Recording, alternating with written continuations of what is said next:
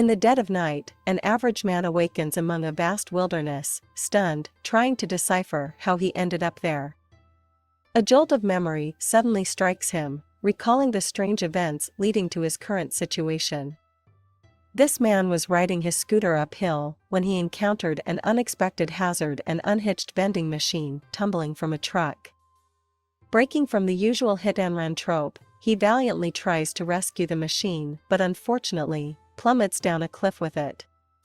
He expected his life to terminate at that point, leaving him bewildered by his current state of consciousness. Desperately attempting to move, he finds himself frozen in place, which makes him panic. Calling out for assistance, he hears familiar phrases echo back to him, phrases intimately associated with vending machines, his unique passion. Utilizing the shining lake surface as a mirror, he is shocked to discover his transformation. His human form is no more, he has morphed into a vending machine. An hypothesis forms in his mind. Has he been reincarnated as a vending machine post his supposed death? He quickly dismisses this thought as illogical. Yet, gazing at his reflection, his new identity as a vending machine is undeniable, and to his surprise, he feels a sense of contentment. He admires his precise rectangular form and appropriately priced stock, appreciating their simplistic style and practicality. However, the bizarre nature of his predicament promptly snaps him back to reality. He examines his new capabilities, discovering his inventory consists solely of cold mineral water and warm corn soup, sold in yen. The system informs him of the opportunity to modify his stock, but it would require the use of points converted from money. These points facilitate his functionality, enabling him to refill his inventory, regulate the temperature of items, heat frozen food, and add hot water for instant meals. It also paves the way for new features. Thrilled at the prospect of vending all his favorite items, he promptly spends 10 points to switch water with cold milk, reducing his starting points to 990.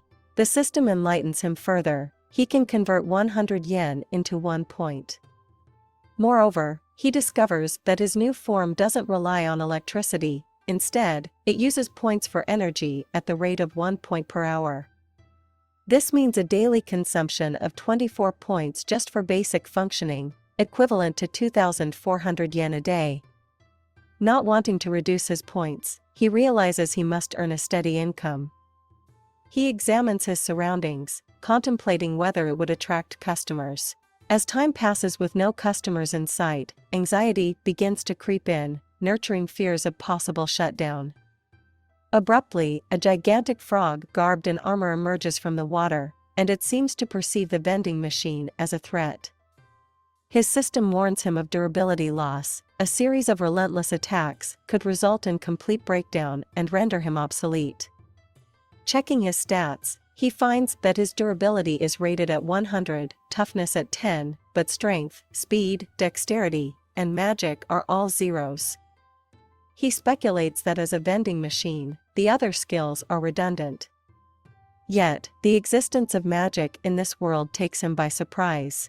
The system offers a solution for restoring durability, which involves spending points. Feeling relatively secure with over 900 points, he initially believes he could withstand this assault. However, the situation worsens as the frog summons more of its kind to join the attack. In response, he accesses a menu offering blessings, special abilities granted by a deity, that can be obtained without spending points. He selects the barrier blessing, providing him with an invisible protective shield that only allows access to those he permits. This defense mechanism not only repels the attackers, but also makes him feel invincible. Unfortunately, his invincibility is short-lived as he realizes the barrier depletes his points when assaulted. The relentless frog attackers persist until dusk before retreating to the water. After the attack, the vending machine uses some of his points to mend his dented exterior, leaving him with just over 300 points. This reserve would last him for 10 days, but he realizes the urgency of attracting customers. For several days, he is left deserted until, out of the blue, a creature named Lamis emerges from the bushes. Thinking that there's danger nearby, she takes a defensive stance but is relieved when she finds the vending machine. Lamis, exhausted and on the brink of starvation, laments her shortages as a hunter. When she finally notices the vending machine, her initial fear is replaced by curiosity. Upon the vending machine's greeting and request for coin insertion, Lamis inspects the machine, discovers its food offerings, and inserts a copper coin. However, the unfamiliar coin is rejected due to the system's requirement for a coin conversion function, which he quickly acquires. Though the pricing, 1,000 OA per item, surprises her, she willingly exchanges a whole silver coin for a warm soup due to her desperate hunger. Upon tasting the soup, she exclaims about its superior flavor compared to her usual food, filling the vending machine with satisfaction. Lamis goes on to purchase 3 more soups, milk tea, and water, spending a total of 6 silver and 30 copper coins. The total of 6,300 OA converts to 63 points for the vending machine. Spent and satisfied, Lamis falls asleep beside the vending machine, which dutifully erects a protective barrier around her and disposes of the trash. When Lamis wakes up the following morning, she feels a sense of contentment despite her depleted funds. She thanks the vending machine, which replies with programmed phrases. From their exchange, she deduces the machine's consciousness, and they develop a communication system using his preset phrases. Lamis introduces herself formally and suggests a friend, Halami, who invents magical tools and might be interested in meeting the vending machine. With this agreed upon, the pair embark on a journey, Lamis astonishingly lifting the 500-kilogram machine with ease. This feat of strength is explained by Lamis' might blessing. Along the journey, Lamis takes a break and prepares to buy some corn soup. Seeing it won't suffice for her hunger, the vending machine offers her some chips instead, which she finds delightful. He is overjoyed to recover more than 300 points and uses some to reduce the price of mineral water. After their journey, they arrive at a village where the inhabitants rejoice over Lamis' safe return. The focus then shifts to the vending machine. Lamis explains that it is a magic tool with a consciousness she found by the lakeside. Though initially confused by the realization that they are in a dungeon despite the open sky, the vending machine takes comfort in the rule that whoever finds something in a level gains ownership of it. The stationed guards, albeit grumbling about the price, relish the food from his inventory, devouring everything available. Their enjoyment of the food prompts them to request a regular supply of the hot meals, offering a glimmer of optimism for his business prospects. Within the confines of the village, she moves with determination, garnering the attention of the residents. A disturbing scene in an alleyway draws her attention, a young girl being harassed by a group of ruffians. Without a second thought, she intervenes, delivering a swift blow to one of the bullies.